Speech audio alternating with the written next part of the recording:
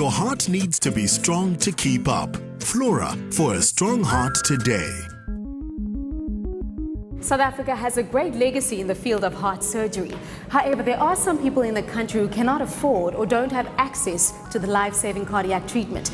I'm off to meet some extraordinary individuals whose inventions will help heal the hearts of many. With a long list of achievements to his name and as director of UCT's Cardiovascular Research Unit, Professor Peter Ziller holds cardiac treatments close to his heart. Prof. Ziller, you have a special interest in rheumatic heart disease. What is rheumatic heart disease? Rheumatic heart disease is a terrible disease of the heart, which affects primarily young, poor people from developing countries.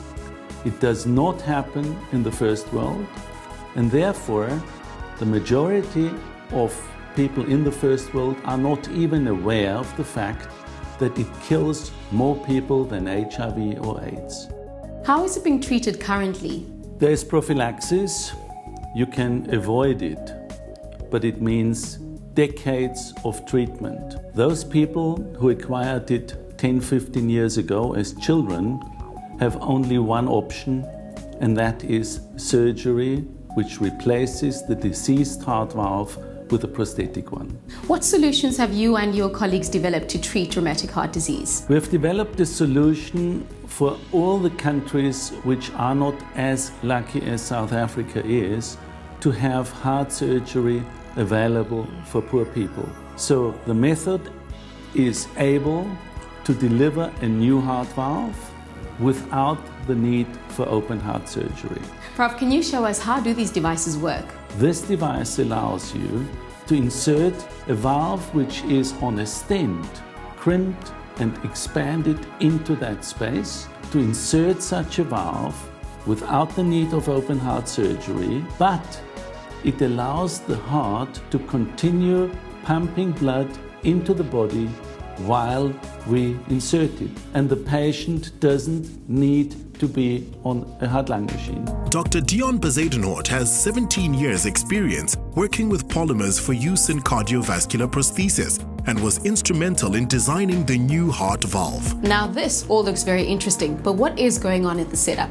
So what we have here is an explanted pig heart. As you can see, we've plumbed it up here with these pipes, and we can make this heart beat. With the endoscope here, we can get this video here and see inside the heart. So in developing our products, we obviously need to make them in such a way that we can easily find the position where they need to be. So this assists us in doing that. What material is the valve and deployment device made of? The deployment device itself is made of a very high grade of titanium. It's actually a material that's very light and strong. So we need these properties to make it as small as possible but still remain as strong as possible.